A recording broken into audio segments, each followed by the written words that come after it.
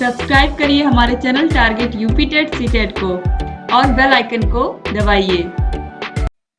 Hello friends, मैं रेनू स्वागत करती हूँ आप सभी भावी अध्यापक एवं अध्यापिकाओं का आपके अपने channel target UP TET CTET में। दोस्तों, इस वीडियो में हम 2017 से लेकर के 2021 तक के जितने भी क्वेश्चन पेपर हैं, सभी के जितने भी बहुविकल्पी क्वेश्चन है सभी को हम सॉल्व कर लेंगे।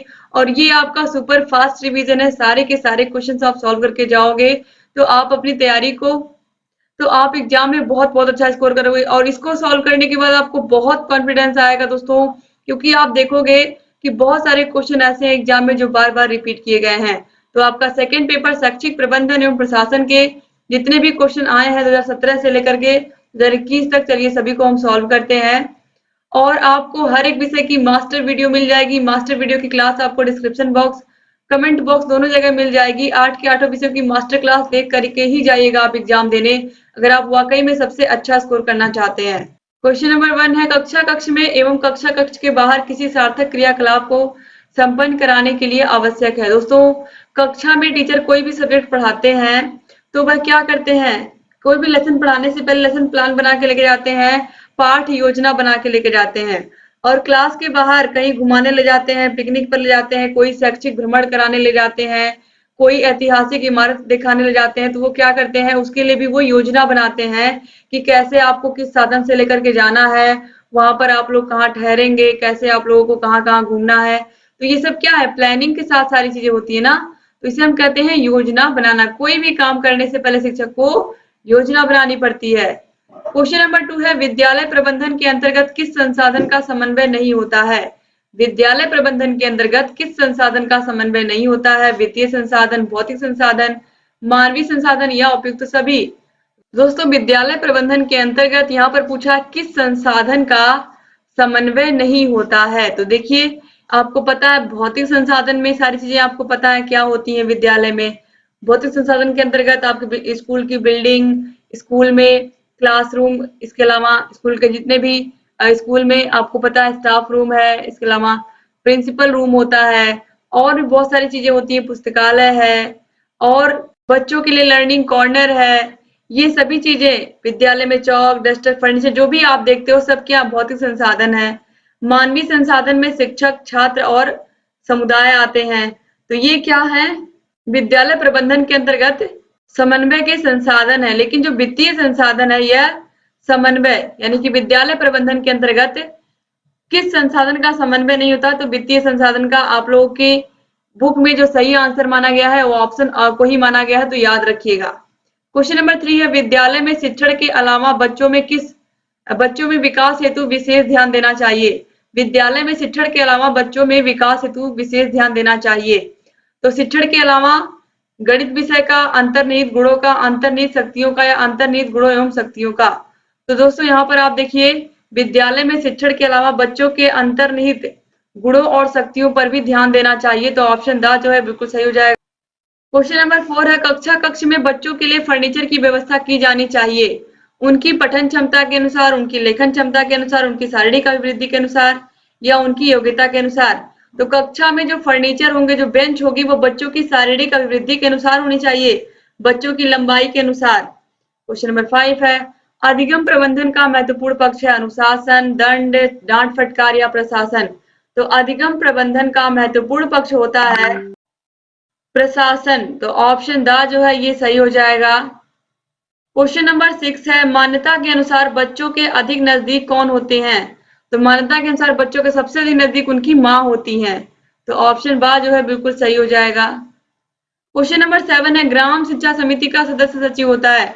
ग्राम शिक्षा समिति का अध्यक्ष कौन होता है, आपको पता है ग्राम प्रधान, और सचिव कौन होता है, बेसिक स्कूल के प्रधानाध्यापक। तो यहाँ पर हम लगाएंगे बेसिक स्कूल के प्रधानाध्यापक। तो ऑप्शन बा जो है सही हो जाएगा।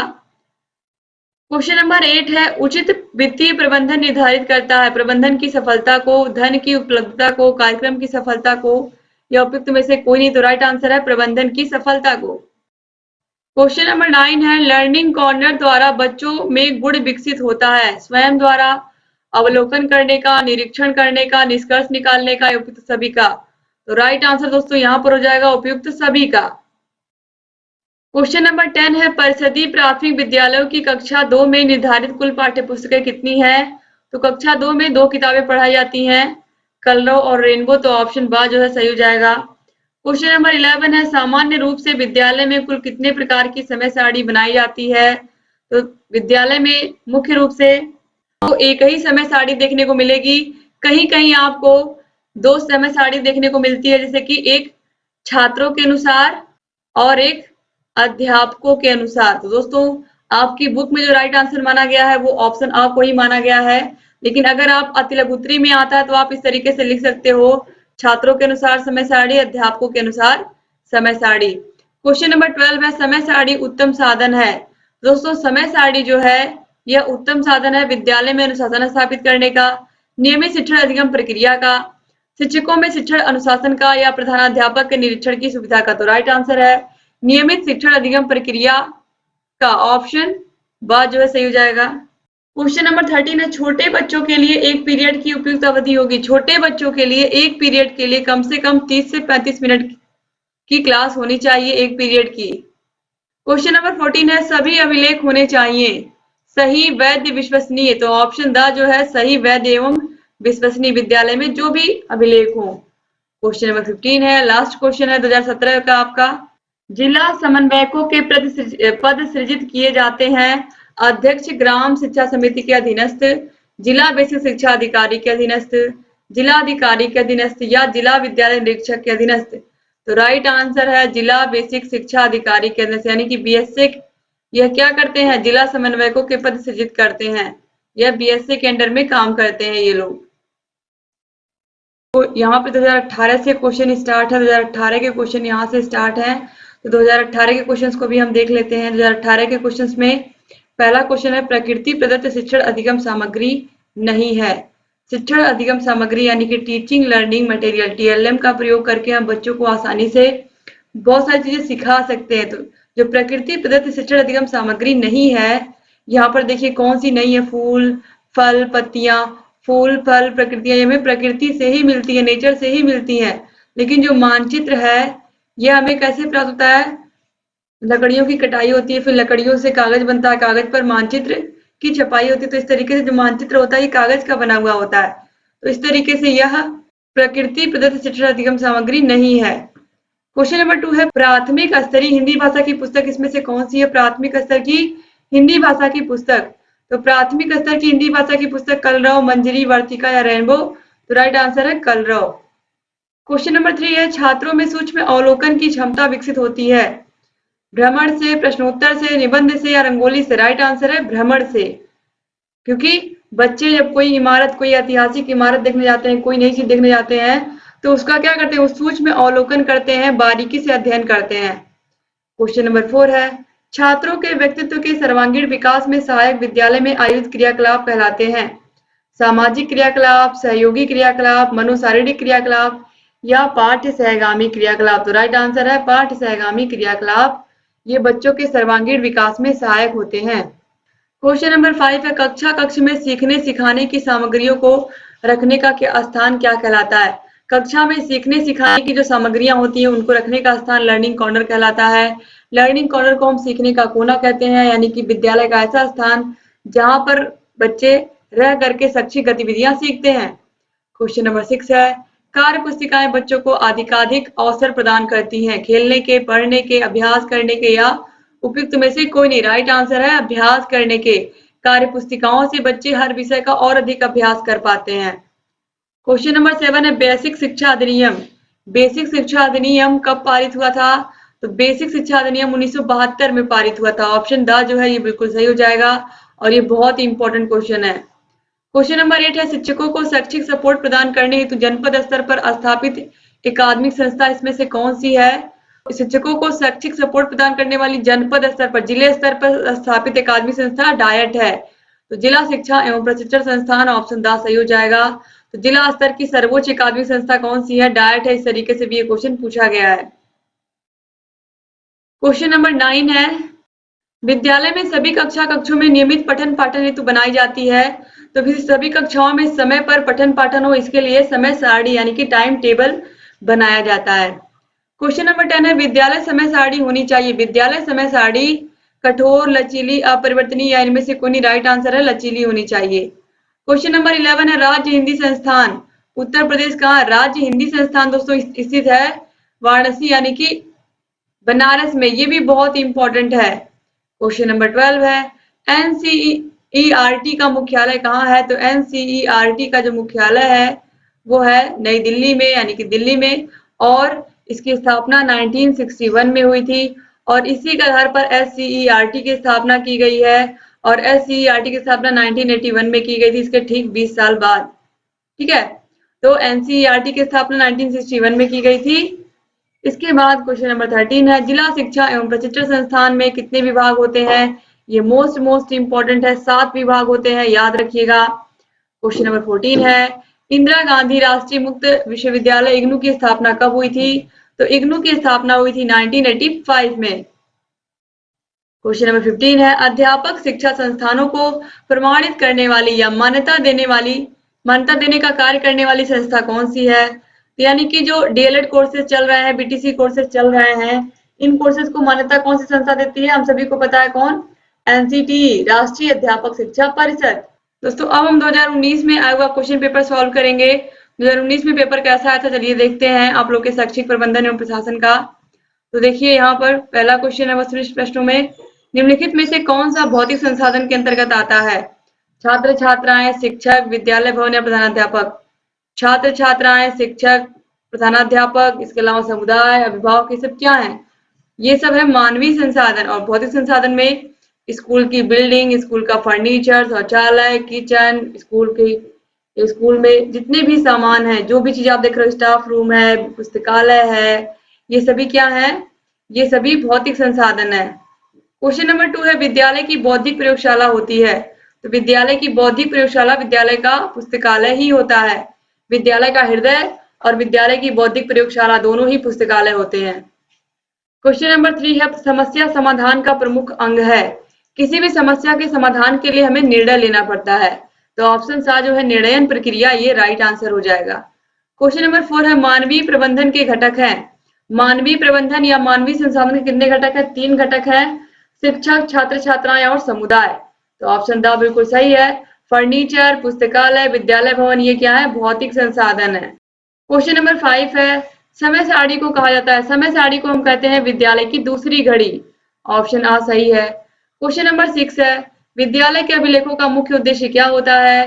तो विद्यालय में जितने भी अभिलेख लिखे होते हैं, जितने भी अभिलेख होते हैं, जितने भी पंजिकाएं होती हैं, अध्यापक उपस्थिति पंजिका, छात्र उपस्थिति पंजिका, मिड डे मील पंजिका या मध्याह्न भोजन वितरण पंजिका, इसके अलावा निःशुल्क पुस्तक वितरण पंजिका, ये सभी चीजें क्या होती हैं? सभी चीजें आवश्यक सूचनाएं होती हैं और इन्हीं सूचनाओं को हम क्या करते हैं? अभिलेखों के माध्यम से सुरक्षित रखते हैं।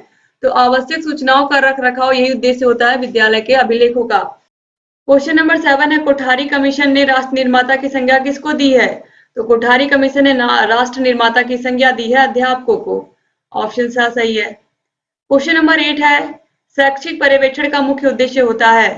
शैक्षिक पर्यवेक्षण का मुख्य उद्देश्य क्या होता है? शिक्षा की संपूर्ण प्रक्रिया में वांछनीय परिवर्तन करना, सामान्य निर्देश देना, कक्षा का निरीक्षण या अनुदानों की अपव्यय का निरीक्षण। दोस्तों शिक्षा की संपूर्ण प्रक्रिया में वांछनीय परिवर्तन करना, यानी कि जो शैक्षिक पर्यवेक्षण होता है विद्यालय में जो भी सुपरविजन करने आते हैं वो कोशिश यही करते हैं कि कुछ ना कुछ हम शिक्षा व्यवस्था में क्या कर सके, सुधार कर सके, शिक्षकों को कुछ टिप्स दे पाए, बच्चों को कुछ नई चीजें सिखा पाए। तो ऑप्शन आ जो है ये बिल्कुल सही है। सामान्य निर्देश भी सही है, लेकिन सबसे अधिक अगर सही देखा जाए तो यही है, शिक्षा की संपूर्ण प्रक्रिया में वांछनीय परिवर्तन लाने की कोशिश की जाती है, यानी कि शिक्षा व्यवस्था को अच्छा बनाने की कोशिश की जाती है। इसीलिए शैक्षिक पर्यवेक्षण यानी कि जो विद्यालयों का सुपरविजन है इसीलिए किया जाता है। क्वेश्चन नंबर 9 है राज्य शिक्षा संस्थान कहाँ है? राज्य शिक्षा संस्थान इलाहाबाद यानी कि प्रयागराज में है। अब प्रयागराज हो गया नाम इलाहाबाद का, आपको पता ही है। क्वेश्चन नंबर 10 है विद्यालय में अनुशासन स्थापित करने में सहायक नहीं है। अनुशासन स्थापित करने में क्या क्या सहायक होता है ये देख लीजिए। पाठ्य सहगामी क्रियाओं को कराना, नैतिक शिक्षा की व्यवस्था करना, शिक्षा का अभिभावक सहयोग, ये सब क्या होते हैं? विद्यालय में अनुशासन स्थापित करने में सहायक होते हैं। लेकिन दंड की अधिकता यह सहायक नहीं होता है विद्यालय में अनुशासन स्थापित करने में, क्योंकि बच्चे जब तक आपके डंडे का भय रहेगा तब तक तो शांत रहेंगे, फिर वैसे हो जाएंगे, इसीलिए यह अनुशासन स्थापित करने में सहायक नहीं है। क्वेश्चन नंबर 11 है, राज्य हिंदी संस्थान कहाँ है? तो राज्य हिंदी संस्थान बनारस में 2018 में भी पूछा गया, देखिए इसमें भी पूछा गया है। क्वेश्चन नंबर 12 है, विद्यालय प्रबंधन में महत्वपूर्ण भूमिका किसकी होती है? महत्वपूर्ण भूमिका, मुख्य भूमिका किसकी होती है विद्यालय प्रबंधन में? प्रधानाध्यापक की होती है। ये मोस्ट इंपॉर्टेंट क्वेश्चन है। क्वेश्चन नंबर 13 है, शैक्षिक प्रबंधन का मुख्य महत्वपूर्ण पक्ष क्या है? शैक्षिक प्रबंधन का महत्वपूर्ण पक्ष दंड, पुरस्कार, प्रशासन या अनुशासन। तो शैक्षिक प्रबंधन के अंतर्गत दोस्तों आप लोगों को मैंने बताया है कि शैक्षिक प्रबंधन का मतलब होता है कक्ष का प्रबंधन, पुस्तकालय का प्रबंधन, इसके अलावा जितनी भी चीजें होती हैं शिक्षा से संबंधित क्लास में जो किताबें हैं उनको किस तरीके से सही तरीके से लगाना है, बच्चों को किस तरीके से समझ में आए, ये सभी चीजें आती हैं शैक्षिक प्रबंधन के अंतर्गत। तो दोस्तों इसमें प्रशासन और अनुशासन दोनों सही है। तो यहाँ पर दोस्तों आपकी बुक में जो दिया है वो दिया है प्रशासन, तो शैक्षिक प्रबंधन का मतलब आप प्रशासन ही लगाएगा चूंकि आपकी बुक में दिया है, जबकि अनुशासन भी गलत नहीं है लेकिन आपकी बुक में प्रशासन ही दिया है, इसीलिए आप लोग ऑप्शन सा को ही लगाओगे। एग्जाम में सा को ही सही माना गया है। इसके बाद क्वेश्चन नंबर 14 है, कौन सी पाठ्य पुस्तक सहगामी क्रिया तर्क शक्ति का विकास करती है? कौन सी पाठ्य सहगामी क्रिया तर्क शक्ति का विकास करती है? अभिनय, खेलकूद, निबंध लेखन या वाद विवाद? तो वाद विवाद जो होती है यह तर्क शक्ति का विकास करती है। क्वेश्चन नंबर 15 है, भगदड़ जैसी आपदाएं कैसे आती हैं या कैसे होती हैं? जागरूकता की कमी से, कुप्रबंधन से, कड़ाई से या अधिक सुविधाओं से? तो भगदड़ जैसी आपदाएं तभी होती हैं जब सही से मैनेजमेंट नहीं हुआ रहता, यानी कि कुप्रबंधन से, प्रबंधन सही से नहीं होता है किसी कार्यक्रम का, तभी भगदड़ जैसी समस्याएं आती हैं। तो भगदड़ कब होता है? जब सही से किसी काम का मैनेजमेंट नहीं किया गया होता है। दोस्तों अब चलिए इसके बाद जल्दी जल्दी हम लोग 2020 का भी सॉल्व कर लेते हैं पेपर। तो यहाँ पर देखिए 2020 के पेपर में पहला क्वेश्चन है, एनसीईआरटी का मुख्यालय कहाँ है? तो एनसीईआरटी का मुख्यालय दिल्ली में है, आपको पता है। और एनसीईआरटी की स्थापना 1961 में हुई थी और एससीईआरटी जिसकी स्थापना 1981 में हुई थी और यह इसका कार्यालय कहाँ पर है? लखनऊ में है। तो याद रखिएगा दोनों के दोनों बहुत इंपॉर्टेंट है। एनसीईआरटी के तर्ज पर ही एससीईआरटी की स्थापना हुई है हर राज्य में। क्वेश्चन नंबर 2 है, पाठ्य सहगामी क्रियाकलापों की क्या विशेषताएं हैं और पाठ्य सहगामी क्रियाकलाप कौन कौन से होते हैं? तो सांस्कृतिक कार्यक्रम जैसे कि एनुअल फंक्शन हुआ स्कूल में, राष्ट्रीय पर्व जैसे कि 15 अगस्त 26 जनवरी हुआ, वृक्षारोपण यानी कि बच्चों से पौधे लगवाए जा रहे हैं, तो ये सभी क्या है? पाठ्य सहगामी क्रियाकलाप है, यानी कि पढ़ाई के साथ साथ और क्या क्या बच्चे स्कूल में सीखते हैं वही होती हैं पाठ्य सहगामी क्रियाकलाप। तो ऑप्शन द जो है ये सही हो जाएगा। क्वेश्चन नंबर 3 है, मानवीय प्रबंधन के कौन कौन से घटक हैं? तो मानवीय प्रबंधन के अंतर्गत शिक्षक, बच्चे और समुदाय, शिक्षक, छात्र और अभिभावक, इस तरीके से भी आ सकता है। तो ऑप्शन द जो बिल्कुल सही है। विद्यालय भवन, फर्नीचर और पुस्तकालय, ये तीनों क्या है? भौतिक संसाधन। और ये क्वेश्चन मोस्ट इंपॉर्टेंट है, कितनी बार आपके एग्जाम में पूछा गया आप देख सकते हो, हर साल पूछा गया है। क्वेश्चन नंबर 4 है, विद्यालय प्रबंधन में महत्वपूर्ण भूमिका होती है। ये क्वेश्चन में भी पीछे आपने पढ़ा है। तो विद्यालय प्रबंधन में महत्वपूर्ण भूमिका किसकी होती है? प्रधानाध्यापक की होती है। या मुख्य भूमिका किसकी होती है? प्रधानाध्यापक। अगर ये मुख्य या महत्वपूर्ण नहीं लिखेगा तो शिक्षक भी आएंगे, बच्चे भी आएंगे, लेकिन जब भी मुख्य और महत्वपूर्ण भूमिका पूछेगा तो प्रधानाध्यापक ही आएंगे। क्वेश्चन नंबर 5 है, जिला स्तर की सर्वोच्च अकादमिक संस्था है। अभी मैंने आपको बताया भी है कि जिला स्तर की या जनपद स्तर की सर्वोच्च अकादमिक संस्था डायट होती है। देखिए फिर पूछा गया है एग्जाम में। क्वेश्चन नंबर 6 है, समस्या समाधान का प्रमुख अंग क्या है? तो समस्या समाधान का प्रमुख अंग है निर्णयन, यानी कि निर्णयन प्रक्रिया। किसी भी समस्या से बाहर निकलने के लिए हमें निर्णय लेना ही पड़ता है, डिसीजन लेना ही पड़ता है। क्वेश्चन नंबर 7 है, राज्य हिंदी संस्थान कहाँ है? ये क्वेश्चन अभी आपने देखा है। राज्य हिंदी संस्थान अगर पूछेगा तो ये बनारस यानी कि वाराणसी में है। क्वेश्चन नंबर 8 है, एनआईओएस की स्थापना कब हुई थी? दोस्तों एनआईओएस की स्थापना हुई थी 1989 में। तो 19 इसको 8 बना लीजिए 6 को। तो 1989 में एनआईओएस की स्थापना हुई थी। क्वेश्चन नंबर 9 है, सूचना का अधिकार विधेयक लोकसभा में कब लाया गया? तो दिसंबर 2004 में लाया गया था सूचना का अधिकार अधिनियम। और 15 जून 2005 को राष्ट्रपति की स्वीकृति मिल गई थी इसको। दोनों सदनों से पास होकर के राष्ट्रपति के पास गया था, राष्ट्रपति ने भी इसको मंजूरी दे दी थी। क्वेश्चन नंबर 10 है, भारत की प्रथम मनोविज्ञान शाला या भारत की मनोविज्ञान शाला कहाँ स्थित है? प्रयागराज, इलाहाबाद में स्थित है दोस्तों, याद रखिएगा। क्वेश्चन नंबर 11 है, बाल गणना पंजिका है विद्यालयी अभिलेख, शैक्षिक अभिलेख, आर्थिक अभिलेख या सामाजिक अभिलेख? तो ये है विद्यालयी अभिलेख। क्वेश्चन नंबर 12 है, प्राकृतिक आपदाएं कितने प्रकार की होती हैं? प्राकृतिक आपदाएं 6 प्रकार की होती हैं, जिसमें भूकंप है, बाढ़ है, चक्रवात है, सूखा है। क्वेश्चन नंबर 13 है, समय सारणी से बचत होती है। समय सारणी से आय की, शिक्षण की, समय और श्रम की या व्यय की? तो समय और श्रम की बचत होती है। क्वेश्चन नंबर 14 है, साहित्यिक गतिविधि या नृत्य, कहानी लेखन, शैक्षिक भ्रमण या उच्चारण प्रतियोगिता? तो साहित्यिक गतिविधि के अंदर यहाँ पर देखिए कहानी लेखन आएगा या फिर निबंध लेखन आएगा। ऑप्शन बा जो है बिल्कुल सही है। क्वेश्चन नंबर 15 है, टीटी का पूरा नाम क्या है? शिक्षक पात्रता परीक्षा, टीचर एलिजिबिलिटी टेस्ट। दोस्तों अब चलिए यहाँ पर 2021 का क्वेश्चन पेपर भी हम सॉल्व कर लेते हैं। 21 में क्वेश्चन पेपर आपका कैसा आया था शैक्षिक प्रबंधन एवं प्रशासन का? तो पहला क्वेश्चन है, विद्यालय की संरचना हेतु निर्माण संबंधी कितनी योजनाएं प्रचलित हैं? तो 2 योजनाएं हैं। ये पहली है खुली योजना, दूसरी है बंद योजना। दोस्तों जो खुली योजना है यह 7 प्रकार की होती है, जिसमें वाई है, एच है, टी है, वी है, ई है। ठीक है, ये सभी क्या है? खुली योजना है। आई है, इसके अलावा एल टाइप। तो ये 7 टाइप हो गए यहाँ पर।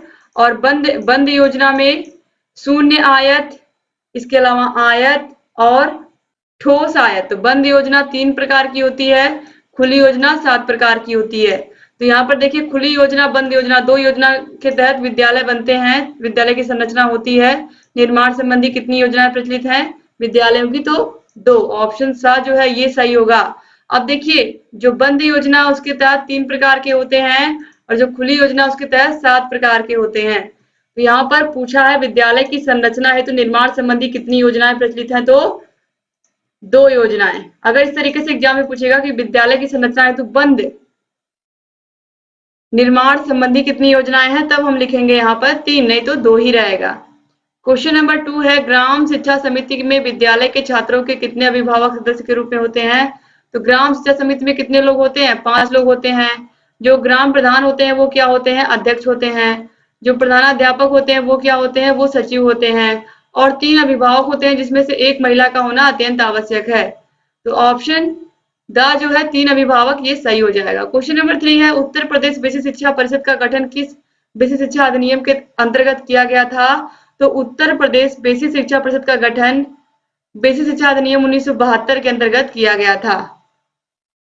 क्वेश्चन नंबर 4 है, अभिभावक शिक्षक संघ की बैठक माह के किस दिन कराने का प्रावधान है? तो माह में शनिवार और रविवार को। ऑप्शन आ जो है सही है, यानी कि महीने के शनिवार या रविवार को। क्वेश्चन नंबर 5 है, परिषदीय विद्यालयों में श्यामपट्ट सामान्यतः कितने प्रकार के होते हैं? तो परिषदीय विद्यालयों में श्यामपट्ट सामान्यतः 4 प्रकार के होते हैं। क्वेश्चन नंबर 6 है, प्रदेश में बालिका शिक्षा को बढ़ावा देने के लिए यूनिसेफ द्वारा निर्मित ऑडियो विजुअल माध्यम पर आधारित शैक्षिक कार्यक्रम मीना मंच में कितने कैसेट हैं? तो मीना मंच की स्थापना किसके उद्देश्य से हुई है? लड़कियों को पढ़ाई के प्रति जागरूक करने के लिए, लड़कियों को स्वच्छता के प्रति जागरूक करने के लिए। तो ऑप्शन द जो है ये बिल्कुल सही है, 12 कैसेट हैं। क्वेश्चन नंबर 7 है, प्रदेश में प्राथमिक विद्यालयों की मान्यता के लिए कौन से पर्यवेक्षण किया जाता है? या प्रदेश में प्राथमिक विद्यालय को मान्यता देने के लिए कौन सा पर्यवेक्षण किया जाता है? तो पैनल पर्यवेक्षण किया जाता है, ये याद रखिएगा। क्वेश्चन नंबर 8 है, कक्षा कक्ष एवं कक्षा कक्ष के बाहर किसी सार्थक क्रियाकलाप को संपन्न कराने के लिए आवश्यक है। दोस्तों कक्षा के अंदर शिक्षक अगर कोई भी नया चैप्टर पढ़ाने आते हैं या नया पाठ पढ़ाने आते हैं तो वो क्या बना के लेकर के आते हैं? पाठ योजना या लेसन प्लान बना के लेके आते हैं। तो कक्षा कक्ष से बाहर कहीं पिकनिक पर ले गए, बच्चों को घुमाने ले गए, तो घुमाने से पहले कहाँ कहाँ बच्चों को ले जाना है, कहाँ पर उनको क्या खिलाना पिलाना है, कैसे कैसे बच्चों को घुमाना है, तो ये सभी चीजें क्या करते हैं? वो योजना के तहत करते हैं। तो किसी भी काम को करने से पहले चाहे क्लासरूम के अंदर चाहे क्लासरूम के बाहर टीचर को योजना बनाना पड़ता है, प्लान बनाना पड़ता है। क्वेश्चन नंबर 9 है, विकास खंड के सभी विद्यालयों के पर्यवेक्षण का मुख्य दायित्व किसका होता है? ये किसका होता है? ब्लॉक संसाधन केंद्र के समन्वयक का होता है। क्वेश्चन नंबर 10 है, राष्ट्रीय अध्यापक शिक्षा परिषद की स्थापना किस वर्ष हुई थी? तो एनसीटी की स्थापना 1995 में हुई थी, आप लोगों को मैंने बार बार बताया है। क्वेश्चन नंबर 11 है, उत्तर प्रदेश राज्य हिंदी संस्थान कहाँ है? तो उत्तर प्रदेश राज्य हिंदी संस्थान वाराणसी, वाराणसी यानी कि बनारस में है। ये क्वेश्चन लगभग हर साल पूछा गया है, आप देख रहे हो लगातार पूछा गया है। राज्य हिंदी संस्थान कहाँ है? हिंदी शब्द जैसे आएगा आपके दिमाग में तुरंत बनारस आना चाहिए। दोस्तों, आप लोग के हर एक विषय का 8 के 8 विषयों की मैराथन क्लास, 8 के 8 विषयों की मास्टर क्लास हमने बना दी है। मास्टर क्लास में हर एक विषय की आपको पूरी की पूरी वीडियो, यानी कि हर एक विषय की पूरी पूरा सिलेबस, हर एक विषय का पूरा सिलेबस, हर एक विषय का आपको हर एक चैप्टर का वीडियो एक ही वीडियो मिल जाएगा। यानी किस तरीके से अगर मैं कहूँ कि हर एक विषय का पूरा एक ही वीडियो बना दिया गया है, जिसमें आप पूरा सिलेबस कवर कर सकते हो और अपने पूरे सिलेबस की बहुत ही अच्छे से तैयारी कर सकते हो। अलग से आपको कुछ भी देखने की जरूरत नहीं पड़ेगी। आप लोग मास्टर क्लास 8 के 8 विषयों का आपको चैनल पर मिल जाएगा। डिस्क्रिप्शन बॉक्स, कमेंट बॉक्स में लिंक मिल जाएगी। और ये जो प्रीवियस ईयर क्वेश्चन पेपर के यहाँ पर मैं फास्ट रिवीजन करा रही हूँ, इससे भी आपको एग्जाम में बहुत फायदा होगा। आप देख रहे हो कितने सारे क्वेश्चन है जो बार बार एग्जाम में रिपीट हुए हैं। क्वेश्चन नंबर 12 है, जिला शिक्षा एवं प्रशिक्षण संस्थान की स्थापना कब हुई थी? तो कब हुई थी और किसकी? जिला शिक्षा एवं प्रशिक्षण संस्थान की स्थापना हुई राष्ट्रीय शिक्षा नीति 1986 की अनुशंसा पर, और राष्ट्रीय शिक्षा नीति 1986 की अनुशंसा पर हुई 1987 पर डायट्स की स्थापना हो गई थी। क्वेश्चन नंबर 13 है, राज्य शिक्षा संस्थान कहाँ है? राज्य शिक्षा संस्थान प्रयागराज यानी कि इलाहाबाद में। राज्य शिक्षा संस्थान बार बार पूछा गया है। राज्य हिंदी संस्थान, हिंदी संस्थान, हिंदी आप जैसे देखोगे आप तुरंत समझ जाओगे बनारस, और शिक्षा जैसे देखोगे आप समझ जाओगे प्रयागराज यानी कि इलाहाबाद। क्वेश्चन नंबर 14 है, जिला शिक्षा एवं प्रशिक्षण संस्थान में कितने विभाग होते हैं? 7 विभाग होते हैं। ये क्वेश्चन भी देखिए कई बार एग्जाम में आपके पूछा गया। क्वेश्चन नंबर 15 है, राज्य शैक्षिक प्रबंधन एवं प्रशिक्षण संस्थान कहाँ है? राज्य शैक्षिक प्रबंधन एवं प्रशिक्षण, शैक्षिक प्रबंधन एवं प्रशिक्षण संस्थान कहाँ पर है? तो प्रयागराज में है दोस्तों, यह यानी कि इलाहाबाद में ये भी है। दोस्तों, इस तरीके से आपके 2017 से लेकर के 2021 तक के सारे क्वेश्चन मैंने सुपर फास्ट रिवीजन में करा दिए हैं। डिस्क्रिप्शन बॉक्स, कमेंट बॉक्स में 8 के 8 विषयों की मैराथन क्लास मिल जाएगी।